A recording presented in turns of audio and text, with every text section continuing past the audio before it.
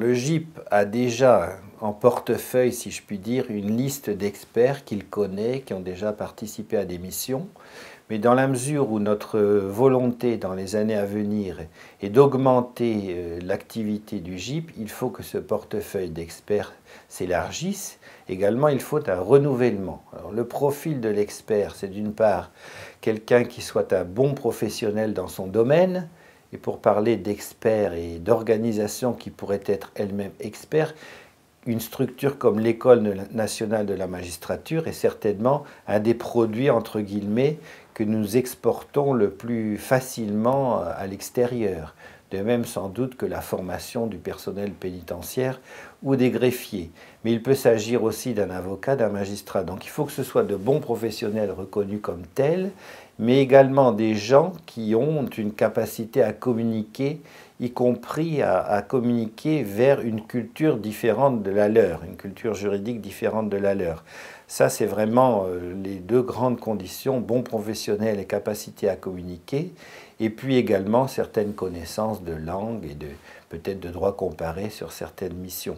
Alors comment le GIP va-t-il augmenter son portefeuille? Ben déjà, il va y avoir probablement des offres de services, en tout cas c'est ce que nous souhaitons, qui seront faites sur le site du GIP, que des gens qui se proposeront avec un curriculum vitae, de façon à ce qu'on puisse puiser dans un vivier plus large que ce qui est le cas actuellement. Quant au thème de coopération, il est certain que la formation des magistrats et des personnels qui ont un rôle à jouer dans la justice est et restera une priorité avec le savoir-faire notamment de l'École nationale de la magistrature.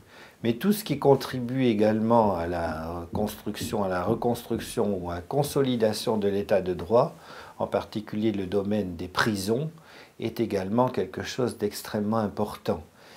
Tout cela, c'est le volet, j'allais dire, plutôt un peu des droits de l'homme. Et la France a un rôle et une responsabilité dans ce domaine que le GIP devra également assumer. Mais par ailleurs, le droit véhicule aussi des contrats. Le droit véhicule des intérêts économiques. Il est certain que si un pays a un droit de tel ou tel type, il sera plus attiré par le commerce vers les pays qui ont tel ou tel type de droit. Et je pense que cela aussi, notamment la coopération dans le domaine du droit commercial et du droit des affaires, est très importante à cet égard. Sur la méthode, on attend du GIP une plus grande efficacité, une professionnalisation de nos méthodes en ce qui concerne la coopération internationale. Sur les objectifs, c'est de mettre notre coopération internationale à la hauteur de notre réputation dans le domaine du droit, c'est-à-dire de la réputation française et européenne, puisque souvent nous serons en partenariat avec d'autres pays. C'est ce qui est très intéressant aussi, c'est que l'Europe peut se mettre ensemble pour apporter son savoir-faire juridique.